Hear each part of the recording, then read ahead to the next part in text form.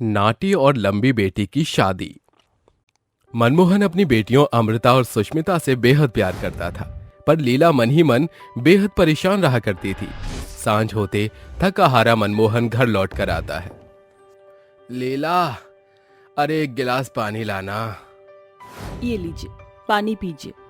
क्या बात है लीला, तुम्हारे माथे पर यह चिंता की शिकन क्यों है? सब कुछ जानते हुए अनजान मत बनो आप। जानते हो कि मैं हमारे भविष्य को लेकर परेशान हूँ।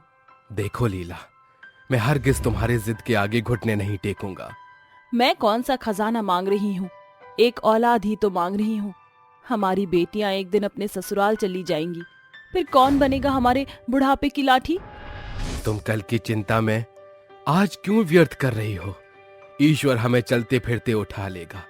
नजर उठाकर अपने गांव में देखो, किसका बेटा अपने बूढ़े लाचार माँ बाप के साथ खड़ा है। देखो जी, बात मत घुमाओ, मुझे एक बेटे की आस है। लीला, मेरी खातिर इस महंगाई भरी दौड़ में अपनी दोनों बेटियों को उच्चतम शिक्षा देना जरूरी है। फिर मेरे लिए मेरी बिटिया बेटों से जरा भी कम नहीं, समझी? दोनों के बीच संतान को लेकर मुठभेड़ शुरू हो जाती है। तभी उनकी नन्ही बेटियां दौड़ते हुए आकर पिता से चिपट जाती हैं, जिसे देख दोनों चुप्पी साध लेते हैं। पिताजी, पता है आज पूरे कक्षा में मेरे खातिर तालियां बजी। पिताजी, आज टीचर ने मुझे टेस्ट पेपर में 10 में से 10 नंबर दिए। ये सुनकर मनमोहन फूले नहीं समाता और मुस्कुराकर कहता है, शाबाश शाबाश मेरी बच्चियों, खूब बढ़ो और तरक्की करो। गुजरते समय के साथ मोहन की दोनों बेटियां 16 बरस की हो जाती हैं, मगर उम्र के साथ दोनों के कद में बड़ा फर्क आता दिखाई पड़ता है। सुनो जी, आपको नहीं लगता कि हमारी दोनों बेटियों के कद में फर्क आता जा रहा है? तुम भी ना लीला, खामखा परेशान हो रही हो। तुम्हारी आंखों का धोखा होगा। मनमोहन लीला की बात टालते हुए उन्हें स्कूल छोड़ने चल पड़ता है। तभी गांव में रहने वाली कादम्बरी ताने भरे लहजे में कहती है, अरे, ये मेरी आंखें चौंधी आ गई हैं कि मैं सही देख रही हूँ।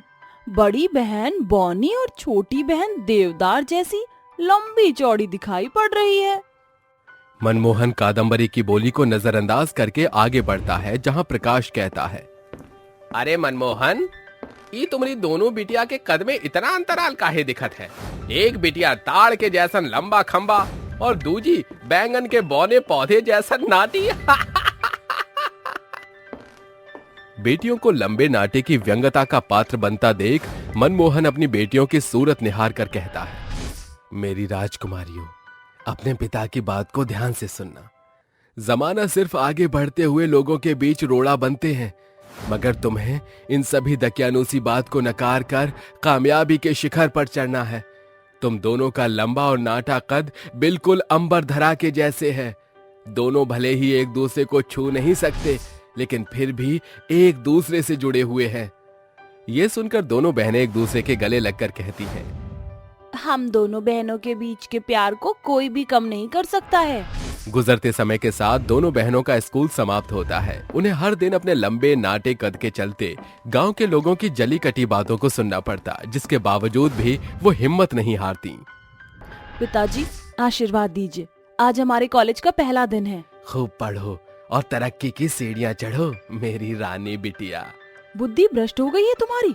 अरे, जिस उम्र में बेटियों को दूधो नहाओ पूतो फलों का आशीर्वाद देना चाहिए, तुम उन्हें और पढ़ने की आशीर्वाद दे रहे हो।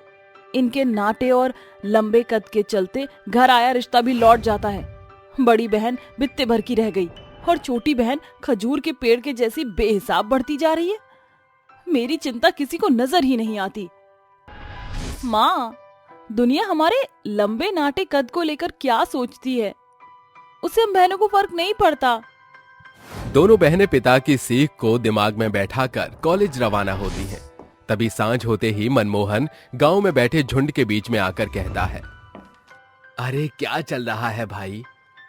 अरे तुम्हारी ही लंबी नाटी बेटियों के चर्चे चल रहे हैं। उनकी उम्र की सभी बेटियों के ब्याह हो गए, बस तुम्हारी ही बेबाक बेटियां गांव की जमीन रौंद कर छोरों के साथ पढ़ाई लिखाई कर रही हैं।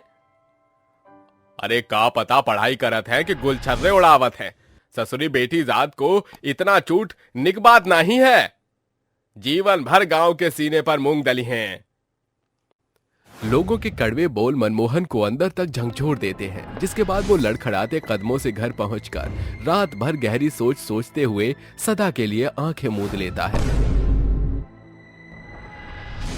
पिताजी उठिए ना, पिताजी बस कीजिए, ये आंख में चौली, उठिए ना, आपको आपकी बेटियों का वास्ता। अरे करम जलियो, तुम्हारे चलते मेरा सुहाग उजड़ गया। तुम्हारे लंबे और नाटे कद के लिए इन्होंने तुम्हारा हिम्मत घटने नहीं दिया, लेकिन खुद जिंदगी से हार गए। पिता के देहांत के बाद उन पे दुखों का पहाड़ टूट पड़ता है। ऐसे में घर में खाने के भी लाले पड़ जाते हैं। दोनों बहनें नौकरी की तलाश में दर दर भटकती हैं, लेकिन उन्हें निराश होकर खाली हाथ लौटना पड़ता है। जिस अनपढ़ता के चलते हमने पिताजी को खोया, हमें उसके खिलाफ आवाज उठाना होगा। हमें इस गांव को साक्षर करना होगा, जिससे पैसे भी आएंगे और गांव में बदलाव भी। दोनों बहनें हौसला बांध के गांव के चबूतरे पर खड़ी होकर कहती हैं, देखिए, हम दोनों बहनों का आप तमाम औरतों से दरखास्त है कि अपने बेटों के साथ अपनी बेटियों को भी शिक्षित कराएं, क्योंकि समाज में उनका औहदा बढ़ेगा। आहा, औहदे की बात कही भी तो किसने, जो खुद 3 फुटिया है। अरे ओ नाटी, ई बकैती बंद करके अपना कद बढ़ा, समझी। वैसे कादम्बरी काकी, आप तो पूरे 6 फुट की हैं। आपने इतने कद से कौन सा झंडा गाड़ लिया। सिर्फ ब्याह किया, बच्चे पैदा किए और बेटियों के किशोरी होते ही उन्हें बेच आए लोभियों के हाथ। ज्यादा बड़बोली ना बन, लंबी खंबी। देखे तेरे सामने खड़ी मेरी बेटी एकदम खुश है। माँ, आपने जांच पड़ताल करके बड़े घर में मेरी शादी कराई, जहां मेरा जीवन नौकरानी से बढ़कर नहीं। मुझे सांस भी उनकी मर्जी से लेना पड़ता है। जीती जागती मूर्ति बनकर रह गई आपकी बेटी।